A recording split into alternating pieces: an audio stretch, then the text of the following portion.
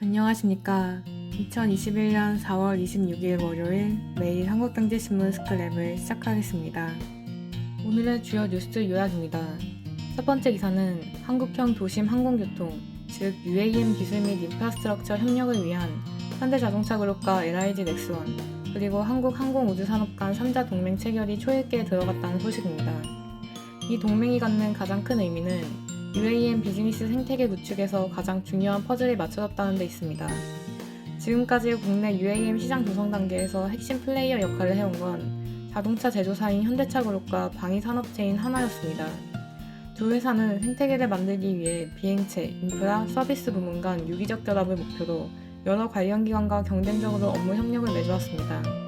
이처럼 UAM 생태계 조성 경쟁이 한창인 상황에서 현대차그룹이 두 방산업체에게 러브콜을 보낸 것입니다. LIG 넥스원과 한국항공우주산업은 방산업체로 분류되지만 현대차가 원하는 건 두 회사의 항공기술입니다. 자동차를 굴리는 게 아니라 날려야 하기 때문입니다. 반면 항공 및 위성 분야에서 경쟁력을 보유한 하나시스템은 한화 에어로스페이스 등 방산 계열사와 시너지 효과를 낼 수 있다는 게 최대 강점으로 꼽히고 있습니다. 한편 글로벌 투자은행 모건 스탠리는 전 세계 UAM 시장이 지난해 70억 달러에서 2040년이면 무려 1조 4,740억 달러까지 확대될 것으로 보고 있습니다.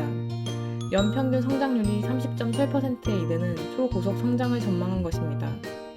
두 번째 기사는 화물 대란이 수개월째 이어지면서 국내 수출 기업들이 선박 부족으로 수출을 못하는 사상 초유의 위기에 몰리고 있다는 소식입니다. 최근 미국 및 유럽의 코로나19 백신 접종 확대로 글로벌 수요가 폭증하면서 2차 화물 대란 조짐이 본격화하고 있습니다. 글로벌 선사들은 늘어난 물동량 해소를 위해 컨테이너선 신규 발주를 늘리고 있지만 이른 시일 내 화물 대란이 해결되기는 어렵다는 관측이 지배적입니다.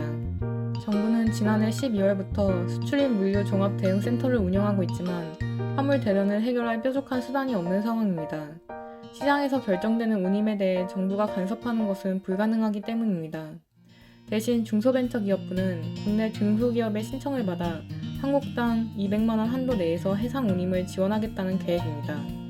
세 번째 기사는 개발자 연쇄 이직이 잇따르면서 준비했던 프로젝트가 중단되는 등 어려움을 겪는 중소벤처기업이 늘고 있다는 소식입니다. 직원 10명 미만의 초기 스타트업과 대기업의 밸류체인 말단에 있는 중소 IT 업체의 고민이 본격화되는 양상입니다. 연봉 수준이 낮아 우수 인력을 데려올 수 없고 경력을 쌓은 직원들은 더 큰 기업만 바라보고 있기 때문입니다. 네 번째 기사는 은행 등 금융회사들이 부동산 거래 분석원 설치를 핵심으로 한 부동산 거래 신고법 개정안에 강력 반발하고 있다는 소식입니다. 금융사가 토지담보대출을 할 때 투기 의심 거래를 가려내 부동산 거래 분석원에 의무적으로 통보하도록 했기 때문입니다. 투기 감시 책임을 민간에 떠넘기는 것으로 토지담보대출 시장이 급격히 위축될 것이라는 우려가 나오고 있습니다. 이번 개정안에서 금융권의 반발을 사고 있는 조항은 고액 토지담보대출 거래 등의 보고 내용을 담은 39조입니다. 이 조항은 은행, 상호금융 등 금융사가 지가 상승률 및 거래 동향을 감안해 투기 목적 거래가 발생할 가능성이 상당하다고 인정하는 토지에 담보대출을 할 때 30일 이내에 부동산 거래 분석원에 통보할 것을 요구하고 있습니다. 금융권에서는 충격적인 과잉 규제라며 토지 담보대출을 사실상 중단하라는 것이라고 지적했습니다. 민간 금융사에 투기 의심 거래를 통보하도록 대리 감독 의무를 부여했다는 설명입니다. 지역 농협과 수협 등에서는 농민 등 실거래 토지 대출이 극도로 위축되면서 실수요자인 농민에게 불똥이 튈 것을 우려하고 있습니다.